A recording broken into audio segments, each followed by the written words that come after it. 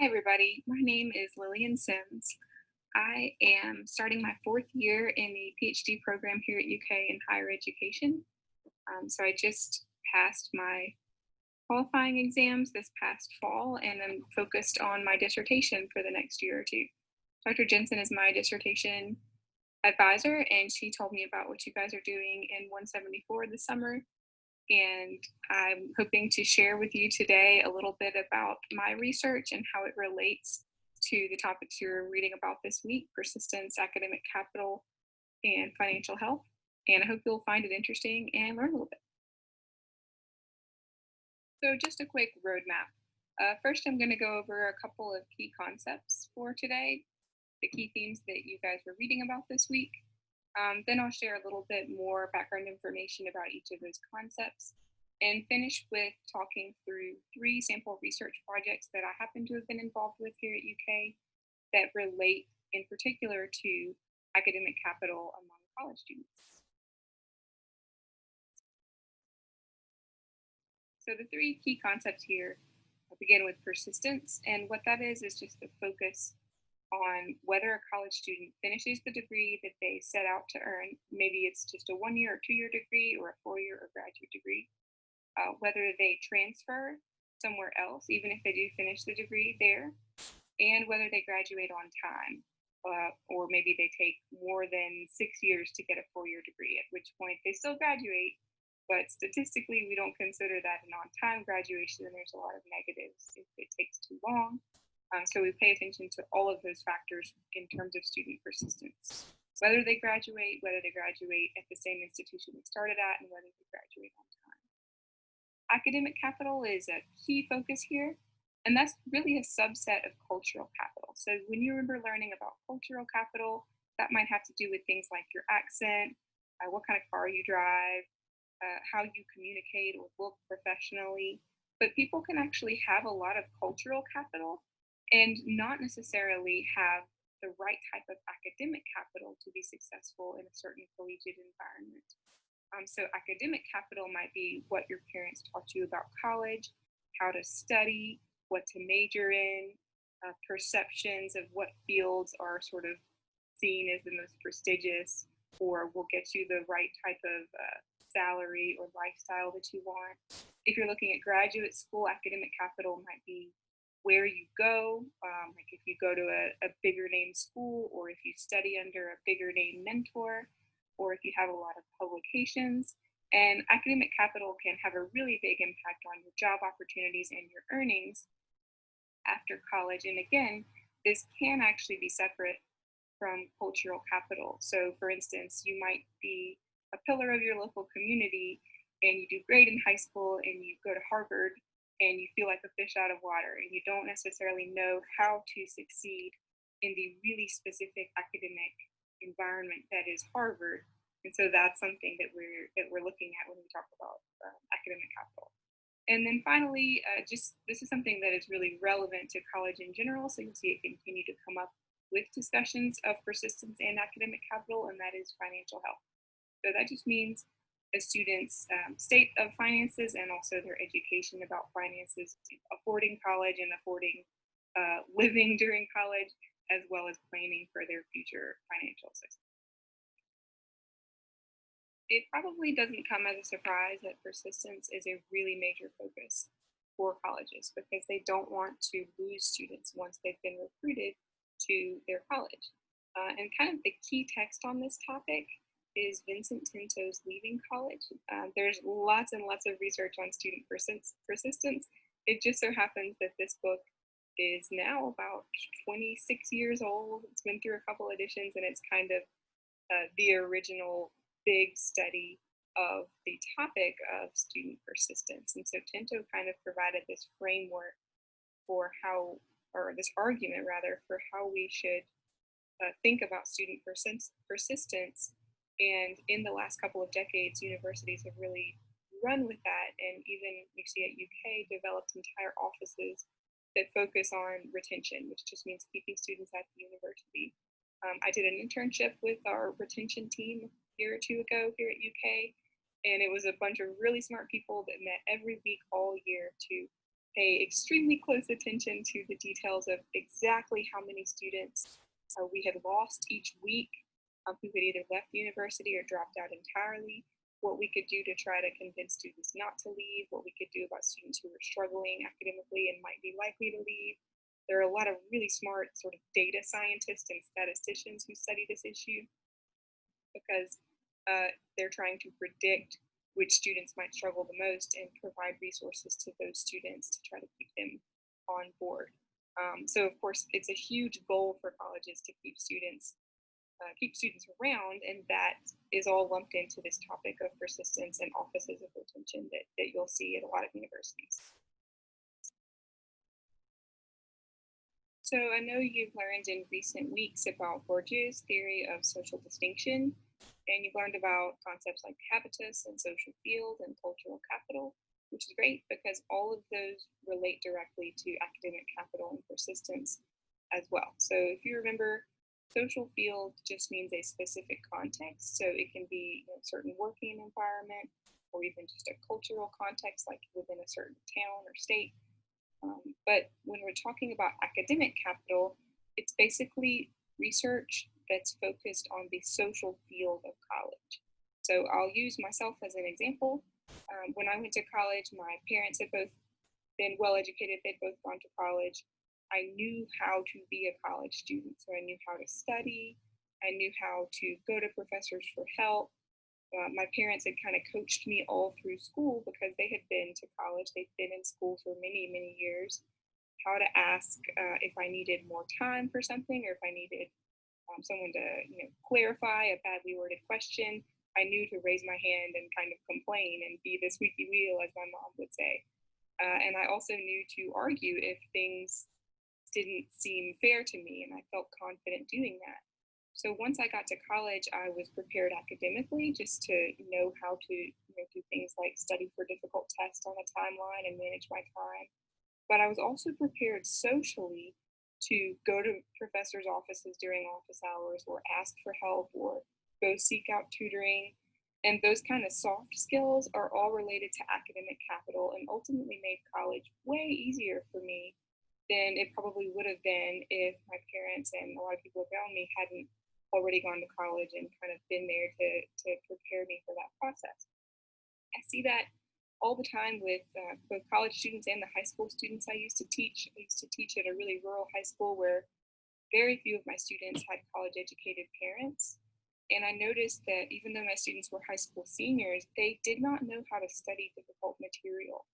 And a lot of them would just kind of flunk if you gave them a tough assignment or a tough test because they didn't really know how to scaffold, challenging material and study a little bit every day or mark things in the book, even just simple skills like go get a bunch of tabs and stickers and mark the challenging passages that you need to come back to later or make note cards. And to do that, you might have to make the note cards 4 days before the test in order to have time to review them. They would just kind of stare at the information and become overwhelmed and quit in a panic. And so I realized once I was exposed to students like that it had nothing to do with their intelligence or their willpower or even other types of capital. Some of them were from wealthy families or well-educated families, but specifically these students maybe didn't have a lot of insight into how to get through challenging academic material. And that's usually something you learn in high school or in college.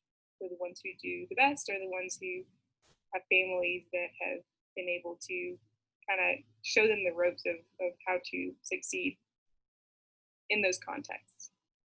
So Bourdieu himself focused on a lot of different types of capital, but there's other researchers who've really zoomed in on academic capital, and what they're usually studying is just these issues of how college students from different backgrounds, and in particular students like first gen who didn't have parents who went to college, how those students navigate college and how we can make college more fair to students like that.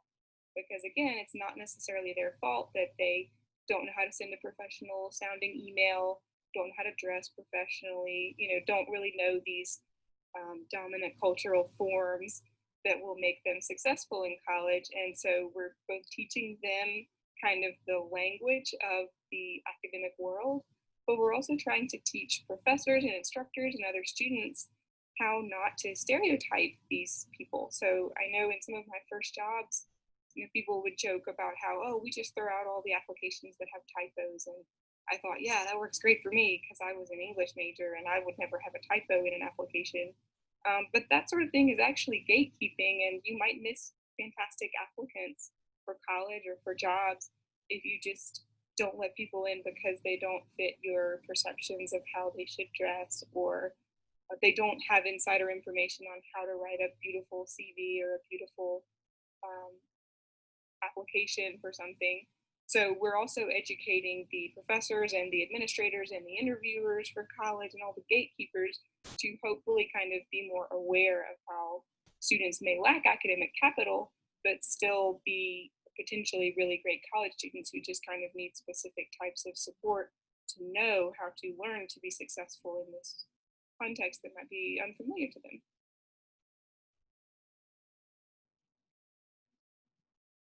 So I want to address briefly the relevance of financial health when we are talking about issues like persistence in college and academic capital. This isn't something that's a huge focus of my research, but it always comes up when you're focusing on academic capital persistence because money matters a lot in the college experience, as I'm sure a lot of you are already aware. So these are just kind of a couple of key points for what we focus on when we say financial health when we're talking about college students. There's a few different kind of facets of financial health for this population. First of all, is we want to make sure that students are aware on the front end, hopefully not even before they graduate high school, but mid high school maybe. They become more and more aware of the cost of college and how to prepare for that, talking to their families about it if their families are able to help, or learning that their families won't be able to help and being aware of that ahead of time, filling out the FAFSA.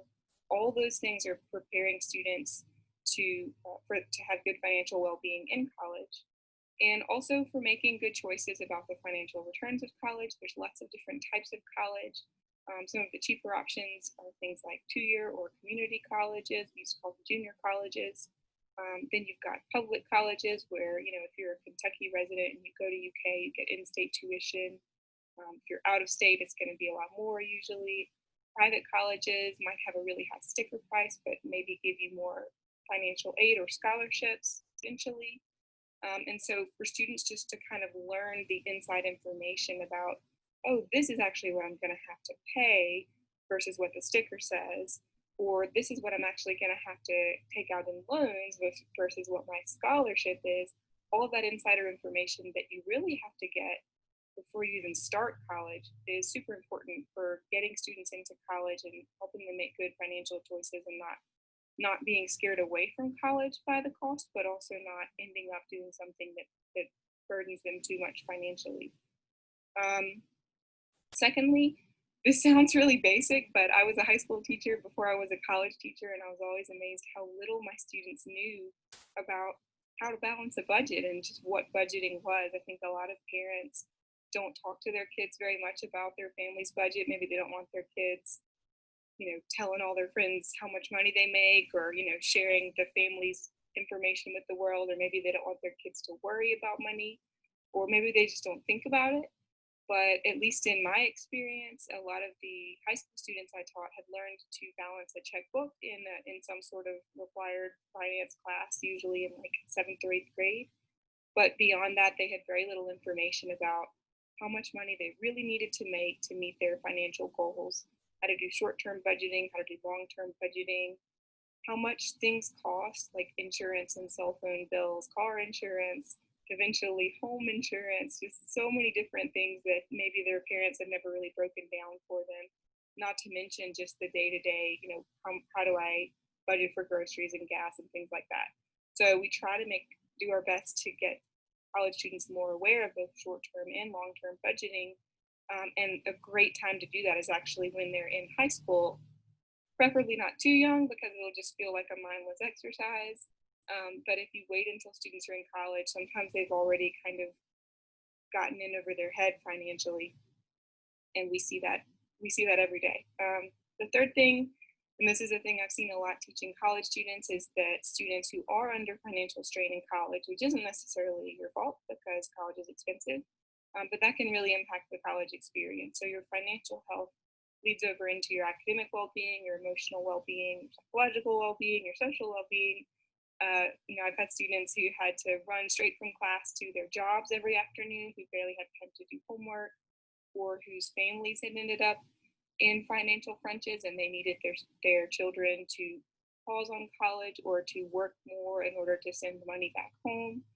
And so just students who have to balance those financial pressures, even if it's through no fault of their own, which it usually isn't, that's something we really have to watch out for because that definitely impacts persistence if students have to drop out of school or change majors or change programs.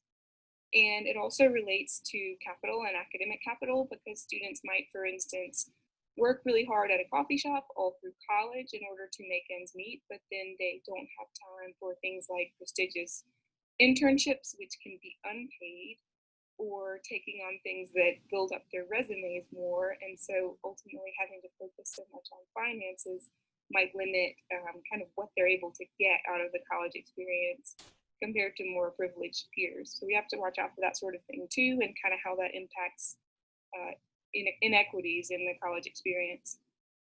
And then finally, there's the student loan issue. And I'm sure for any of you who have already had to start thinking about or start actually taking out student loans, you know how terrifying this can be, especially for a 17 or an 18-year-old or their families. The average loan debt for anyone who has student loans in the state of Kentucky is about $30,000, which is pretty on par for average nationwide. But it can vary tremendously for students who go to a two-year school, go to a for-profit college, go to a four-year school, go to graduate school. However, what we do know is that student loans in general are very frequently defaulted upon. As many as about 10% of people who have student loans and have presumably finished college or possibly dropped out but still have loans, as many as 10% have defaulted on their loans at this point. And as a nation, we owe 1.5 trillion in student loans. So it's definitely something that we are concerned about at the population level, and certainly individual students have to worry about as well. So we want them to be as educated as possible, but we also don't want them to be, panicking about their loans when there's not much they can do during college to avoid the stress of that, other than just try to minimize what they're taking out. So for the rest of this talk, I just want to share with you a little bit of information about three different research studies that I've been involved with here at UK that have to do with academic capital and persistence among current college students.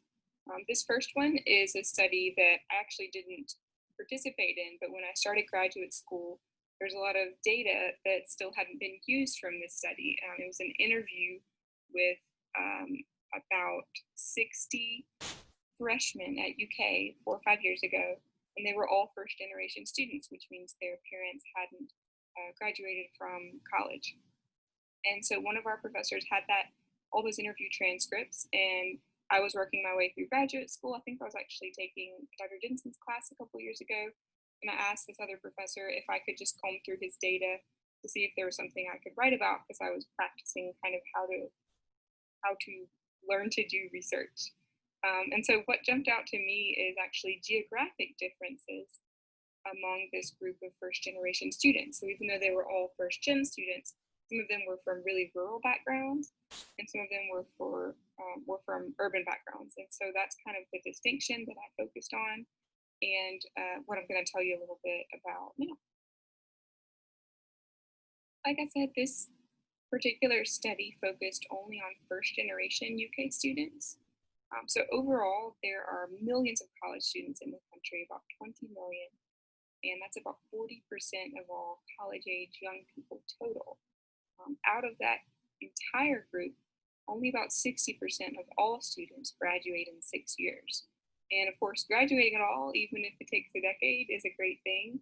But when we're talking about persistence and general well being in college, 6 years is kind of a big cutoff point, because we really get concerned that students who take more than 6 years to graduate with a 4-year degree might be losing a lot of years in the workforce, or struggling to choose a career that's a good fit, or very likely struggling financially, especially if they're having to take out loans for each of those years. So even within that really broad population, we have to worry about these certain subsets, and first gen students historically have been seen as an at risk population. And again, overall, only 60% of all college students graduate in 6 years. So their odds aren't fantastic to begin with, and first gen students are a group that's under increased scrutiny. So, just for comparison, students whose parents did graduate college are referred to as continuing generation students. And they have a really different experience coming into college because of their parents' backgrounds. Continuing generation students, statistically speaking at least, have parents who actively shape their academic choices, who maybe are talking to them for years about what they're going to study, what majors their parents think are a good idea, what careers their parents think are a good idea, encouraging them to do things like argue with teachers for more points and these other things that end up helping them, even if it does annoy their teachers. Whereas first generation students might have parents that are very eager for them to go to college but aren't offering such specific forms of advice. And another thing about continuing generation students is that they tend to employ both independent and interactive academic strategies. So they can both act on their own, they can study on their own, they can go to teachers for help on their own, they can sort of be really independent when need be or when it benefits them, but they also are not afraid to ask for help. They will form peer study groups or work online with other students or go to study sessions or TA sessions, and they don't necessarily feel guilty about using all those other resources, which is something that first gen students tend to struggle a little bit more with. So first gen students sometimes have more financial strain. If your parents didn't go to college, you're more likely to have a lower income family household, although that's not true across the board. So they may be under more financial pressure than continuing generation students. And they certainly, again, broadly speaking, are likely to have less insight from family about what college is going to be like because they don't have family members who graduated from college. And sometimes, if they have a sibling who is older than them, that actually helps a lot because it gives them this blueprint that they can follow. So it may come as no surprise that first gen students are less likely to attend college than those whose parents graduated college. They're less likely to pursue STEM majors, which are perceived as more challenging than others sometimes.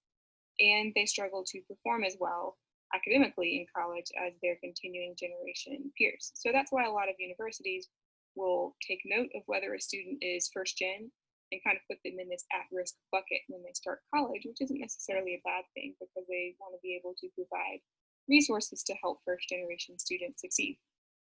However, the first gen population is really, really large. It's a lot of students, about one third of all college students overall. And it's not visible. You can't look at a student and tell whether they're first gen or not. You may never know if they are, and they may not really know. I remember asking students if they were first gen at one point, and one student had a mother who'd gone to cosmetology school, and so he thought he wasn't first gen because she had done some education after high school, even though, of course, our focus was whether she could provide insight about college. In his mind, he was not a first gen student, so they may not even be aware of this sort of category that they could be put into. And they're not homogenous at all. So you can have first gen students from an enormous variety of backgrounds, and of course that can shape how they approach college. But broadly speaking, we know from a lot of research that first gen students tend to see college more as a credentialing process than a growth process. And again, that's due to a lot of different factors, including finances and kind of their family's perspective, maybe where they're from. But credentialing, like you learned about in the last couple weeks, it would be jobs focused majors like nursing. And first gen students are more likely to aspire to majors where they will graduate with a clear career track, like going to nursing school or becoming a teacher, than they are to take on a major that just interests them, like being an English major or something. So that's something that could shape their experience in really, really strong ways. So digging in even more to sort of these differences within the first gen population, I decided to look at urban and rural first gen students and to kind of set aside suburban first-gen students. And I did that because both urban and rural students tend to take longer to go to college and have more of a persistence challenge than their suburban peers. So suburban students basically do a little better than their urban and rural peers. So I set them aside and I wanted to look at the differences in these kind of two ends of the spectrum. And what jumps out immediately when you just look at broad statistics is that urban students are more likely to be enrolled. You see 48% of urban students versus 29% of rural students. However, rural students are a little bit more likely to graduate when they do go to college, which I thought was really interesting. Rural students, probably for obvious reasons, might seem to be under more have more challenges in going to college because if you're from a rural area, you're less likely to have college educated mentors. Maybe if you're from a farming community or something, there would just be fewer people around who went to college. You already know these students' parents didn't graduate college. So my hypothesis was that rural students might have more challenges in kind of gaining all this academic and social capital that would help them in college. However, I thought it was really interesting that rural students are actually more likely to graduate when they do start college. So that's what I was really focusing on with this bit of research. So the interviews that I was able to look through for this research talked about students' freshman year in general. They covered a lot of different topics. They're really fascinating to listen to. I just happened to be focusing most on students' choice of career and choice of major because that was something that most interested me from the data. And so you can hopefully kind of see from these side by side charts, I've highlighted the urban students on the left and the rural students on the right who plan to go to graduate school. So it should jump out immediately that a lot of these students plan to go to graduate school, which of course means education beyond your initial 4 year undergraduate degree. Overall, 21 out of 33 total had graduate degree plans, and 17 of those had terminal route plans, which means they plan to get a doctorate at veterinary school, law school, dental school, medical school, usually. Only about one third of people in this country who have graduated with an undergrad went on to graduate with even a master's, with any graduate degree. Only about one third do that. And 3% of people who graduate with an undergrad end up completing a doctorate. So the odds of someone going through that much education is really, really low. It's not a bad thing for students to aim high, but I was really surprised at how many of these students, and in particular the rural students, had these very, very lofty career goals. The urban students tended to have backup plans. About half of them said things like, well, I want to be a veterinarian, but I'm also willing to be a vet tech if it doesn't work out. Or, I'm interested in law school, but I'm going to get a business degree first that I could use if I didn't go to law school, which is really smart thinking just to have multiple options. The rural students tended to have those really lofty goals like med school and vet school, but they were really, really foreclosing on other choices. And again, these are freshmen. They'd already decided what they were going to do, and they didn't really want to think about doing something different. I think because they felt like that would be perceived as a failure. And again, this all goes back to academic capital. The urban students had basically been taught to have a backup plan and to not be ashamed of changing majors, depending on how college went for them and what they liked. Whereas the rural students had a little bit less insight and maybe more pressure from their communities to do something amazing when they went to college because it's rare in their communities to do that. And so they were really holding on to these lofty plans. And of course, the concern there is that if it doesn't go well, they might drop out of college or end up dissatisfied or taking too long to graduate college. And that may be where they were headed because a lot of these students didn't have the GPAs yet as freshmen to be likely to do well in graduate school. But although, of course, you can have a low GPA and still do well in graduate school. This is kind of an overview of the findings of that study more generally than just students' choice of major and how students' geographic background actually shaped the way in which they approached college and how much insight they had into the college experience. So on the left, urban students, when they were in high school, had a lot more opportunities for career exploration. They went to bigger high schools where they tended to have counselors or classes that actively taught them to consider various careers and to have backup plans, whereas rural students didn't really have those opportunities in high school, but they did benefit from having a lot of academic pressure because they tended to be kind of the top students in these smaller rural schools. And so they would have taken the hardest classes and kind of have the most support from teachers. So they actually did better GPA wise in college than their urban peers.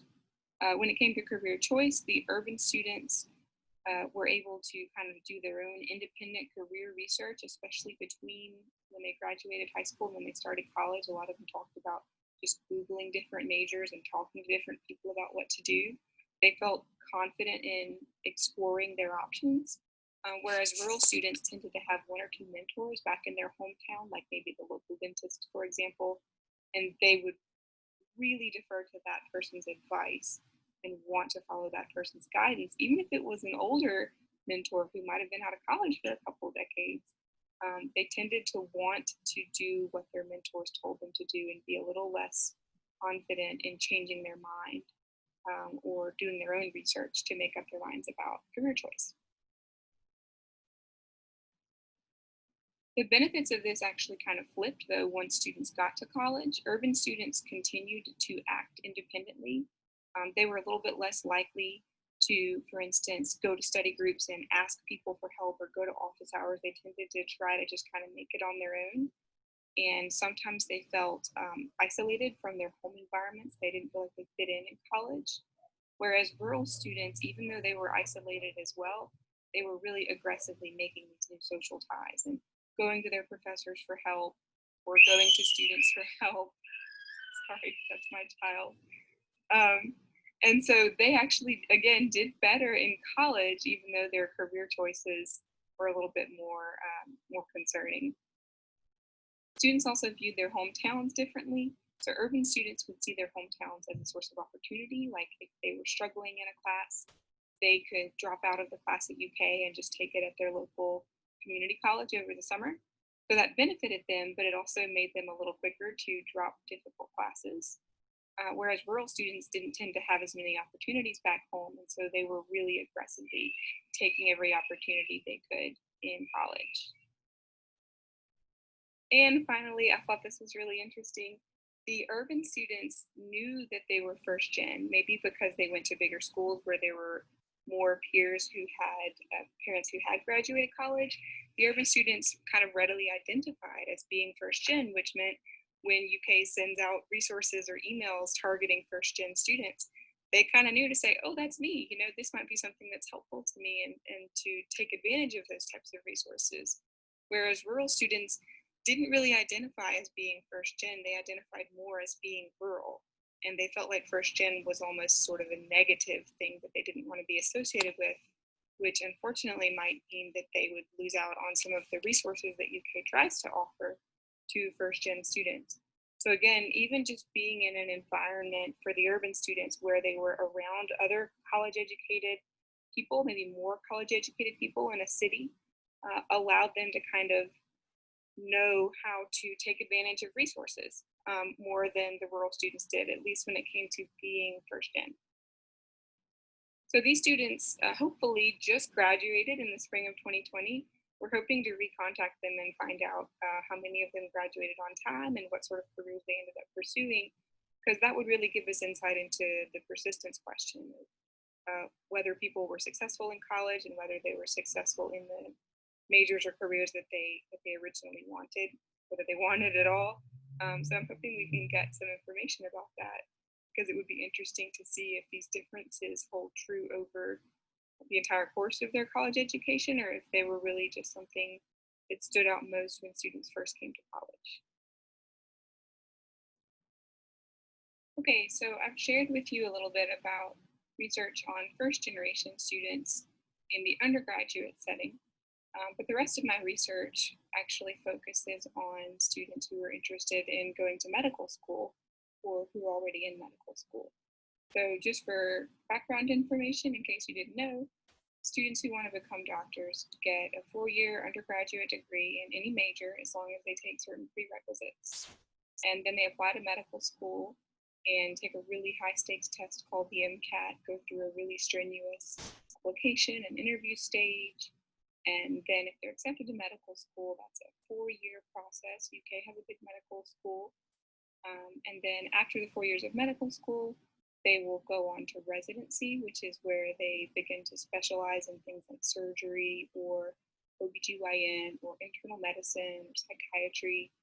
And every student who graduates medical school will complete at least a 3-year residency and sometimes a 5-year residency or longer, or they'll go to something called fellowship after residency, which is a couple more years after that.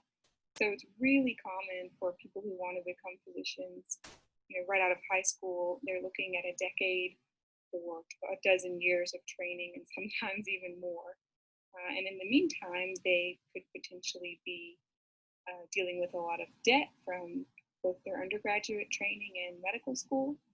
So probably understandably, it's a field that struggles a lot to recruit low-income students, first-generation students, students that don't come from wealthy backgrounds or don't come from backgrounds where they feel confident enough to tackle such an enormous educational challenge. So this really interests me. My husband is a physician, and watching him go through medical school without having a background in the field was really fascinating for me. And so that kind of inspired my interest in studying the sociology of medical education. So I'm going to tell you about 2 studies that have to do with persistence and academic capital in medical school. And one more thing I should mention before I fill you in on these is that persistence is kind of a different animal when you're looking at graduate or professional education in general and medical school in particular.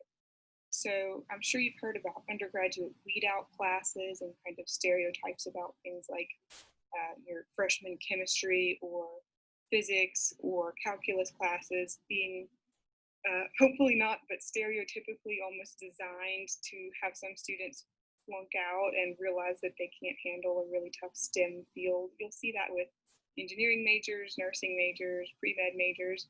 A lot of schools are trying to do better about that and be more supportive of students who are going into those really tough fields.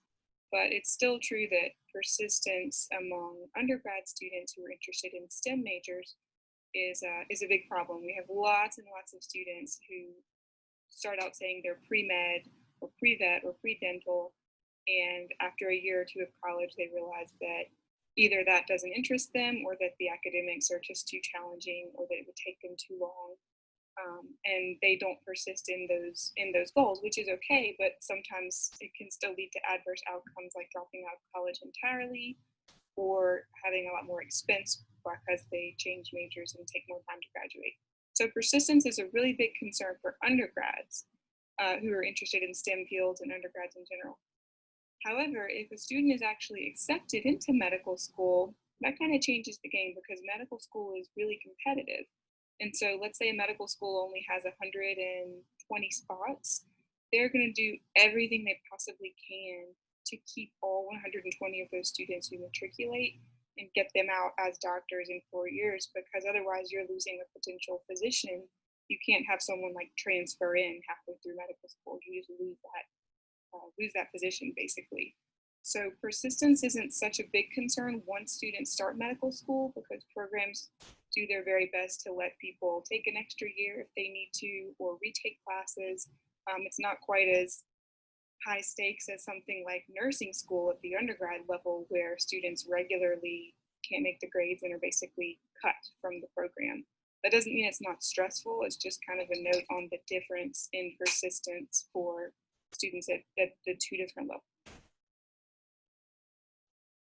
So here are just a few examples of how students in medical school can still have experiences that are akin to those of first generation undergraduate students. These are some comments on Twitter by current medical students who are talking about how their families weren't familiar with how many years medical school took and were surprised that they would need more than 4 years to become a doctor. Or they were surprised by all of the financial challenges, like how to prepare for and pay for the MCAT. Or they weren't aware that you could major in anything you want to major in to go to medical school. You don't actually have to major in biomedical sciences or biology, even though there's kind of maybe a stereotype that those are the best majors, you're not actually required to go through those in order to apply to medical school.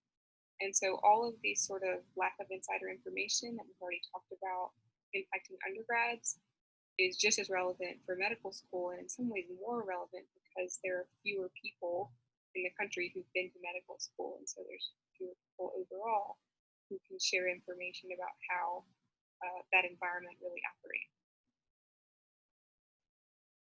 Similarly, financial health is just as big of a concern or more of a concern among medical school students as it is among high school students. You see on the left, that's a physician talking about how we need to make sure that students are aware of all of the enormous cost of applying to medical school, getting through, paying for these really expensive standardized tests, traveling to take the test, traveling for interviews. And a lot of students aren't aware of those costs or aren't able to handle those costs. And it ultimately means that disproportionately wealthy students have a really big advantage and are way more common in medical schools than underprivileged or even middle income students. So the average debt burden for medical school graduates nationwide is over $200,000, and that often goes up during residency when students aren't able to pay it off aggressively because their salaries are capped by the federal government. But again, the medical school students are disproportionately wealthy. So you've got those in the kind of top half or so who are more likely to have parents who are paying their tuition or paying their housing or helping them out. Whereas lower income or middle income students who go to medical school can very frequently have 300, 400, maybe even $500,000 in debt, and they don't finish training until their early 30s. So all of the things that you are usually told to do financially in your 20s and 30s gets put off, which ultimately means that medical school students need a lot of insider information on how to handle the finances of being physicians, because people who aren't in the field don't really know what all this entails and how to give advice on this subject. So insider information about the finances of becoming a physician and handling all that debt and handling those long years of lost income and low income is really important for supporting medical school students, especially those who weren't independently wealthy when they started school.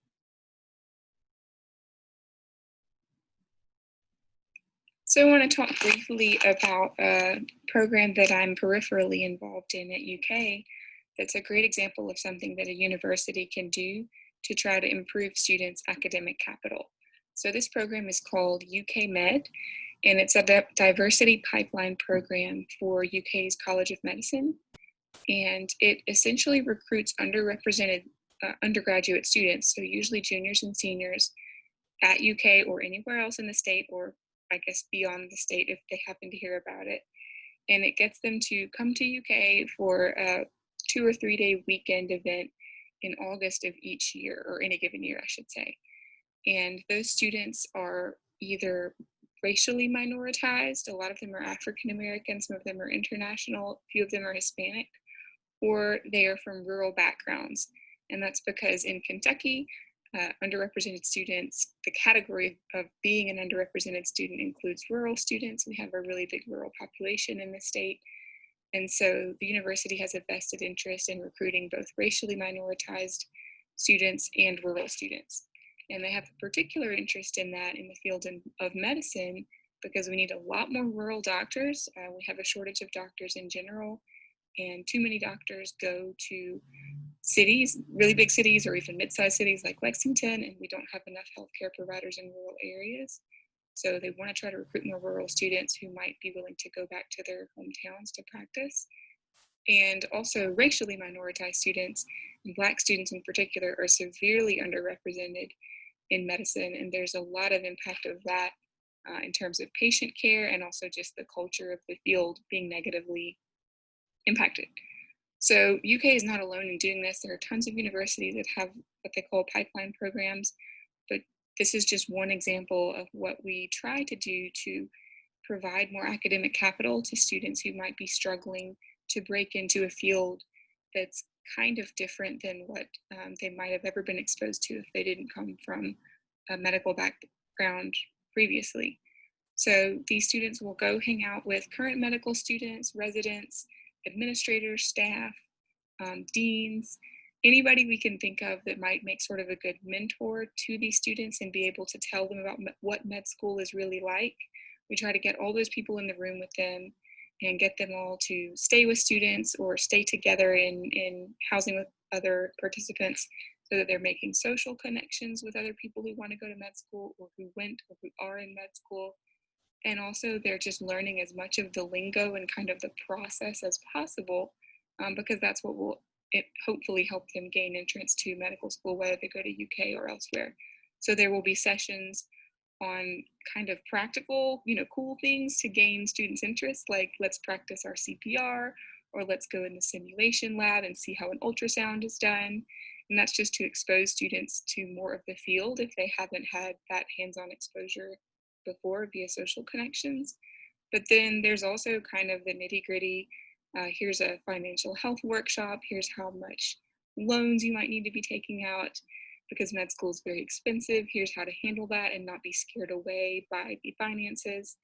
The admissions process to med school is incredibly competitive and kind of confusing and murky to people who didn't grow up around a lot of other people who were interested in it. And it also changes over time. So even if your mom is a doctor 30 years ago, it was wildly different than it is now. So they have lots of sessions to just kind of lay bare the behind the scenes process of what it takes to apply and to build a good resume and hopefully to gain admission. And you see these types of programs for high school students too, just learning how to get into college or how to get into competitive programs in college or competitive colleges. It's just something that UK happens to do for medical school students in particular, because there's such kind of a high barrier to entry for students that aren't already familiar with the academic capital that's required just to gain entrance to some of these really competitive fields. And this program has been really successful. A lot of the students who attend it feel a lot more connected to people who are already in med school, and they form those connections that then can help them over the next year, usually their senior year of college, as they apply to medical school. And then they come back and they act as mentors later on, at least a few of them do, for the students who are going through UK Med and applying the following year. So it kind of creates this really great circular loop where people are helping students who are like them, and they're also providing mentorship and information and advice that might be hard to get otherwise. I've already taken more time than I should for you guys. So just briefly, I want to cover one more research study that's even a little more specific than the first two I told you about. This is my dissertation research. So what I'm doing here is studying current medical students and how their social networks impact their experience in medical school. So it kind of builds off of these other two studies that I've just told you about. But basically the focus is students who are the first in their family to attend medical school. That's those newcomers you see on the top right, or what I call insiders, students who have a family member in some sort of medical profession, even if it's not an actual physician. And what I found is that among students who don't have family in the medical profession, there's two subgroups. There are insider adjacent students who maybe like attended a a high school with a lot of other students who were the children of physicians or the children of nurses or something. So these students kind of have access to academic capital about how to get into medical school and what it's like to be a doctor. And they had a really similar experience of medical school than the real insiders. They kind of just through social ties had enough information to get into medical school relatively easily and to kind of know what was coming at each stage. Whereas total newcomers, you can see, is only 4 of all the students that I've interviewed. There's 22. Those are really rare, and it's because it's really hard to get into medical school without those connections, either in your family or your social life, who can kind of provide a blueprint for how to be successful in the field and how to gain entrance to begin with. Here are some example quotes from insiders. Again, these are students who had a family member in the medical profession, not necessarily a doctor. And you see they say things like, I had tons of friends from high school who are in my medical school class right now. I've always been around the hospital because that's where my dad worked. We'd all been working on what our applications should look like, preparing everything. So the only thing we had to do was take the MCAT. And for these students, it was very much sort of a step-by-step roadmap to get into medical school. Not that it wasn't difficult, but it was very familiar to them. In contrast, here are some quotes from newcomers who don't have family connections in healthcare. And you can see that for each of these students, it was really important to have peer connections or social connections that gave them that academic capital they wouldn't have had otherwise. So student after student said something along the lines of that one on the bottom right. I got so lucky, honestly, it was my friends. I think it's just because when you surround yourself with like-minded people, it's easier to figure out. And for students who went to universities with big pre-med programs, this was relatively easy to do, but it wasn't always easy for students who came from smaller schools or schools where they kind of got lost in the mix and weren't as easily able to plug into a pre-med community. Those students tended to feel a lot more isolated as they navigated the process of applying to medical school. And it wasn't as clear to them what was coming at each stage. I want to end with one quote from a student who I labeled a total newcomer. That was that group of just 4 who didn't have family connection in healthcare, and they also didn't have really close peer connections like a big pre-med community in their undergrad experience. So this student actually, you see her talking about having self-doubt when she started college, not feeling smart enough, having a lack of confidence. And ultimately, she was so overwhelmed by her freshman year chemistry class that she dropped out of college and never would have become a physician, might not have even returned to college, except that she happened to take a job at a medical office once she had dropped out. And that job exposed her to people in the field that encouraged her, told her more about the process of medical school and how to successfully prepare. And that kind of remotivated her. She went back to college and she did great, and she was doing great in medical school. So I thought this was a great sort of example of how it's not that students' intelligence or motivation or anything is necessarily holding them back. Sometimes it really is just not having academic capital, insider information, social ties, and mentorship that can just tell students what they need to do to be successful in a chosen career. And ultimately, once a student like this has that insight, they can do great. But of course, for every one of these, there may be hundreds more who don't have those types of insider connections that provide academic capital, and they may never be able to reach their goals or even dream of things like going to medical school if they don't have that sort of guidance. All right, I've taken more than enough of your time, so thanks for listening, and I hope that you are finding these topics interesting to learn about and that you have a wonderful experience at UConn.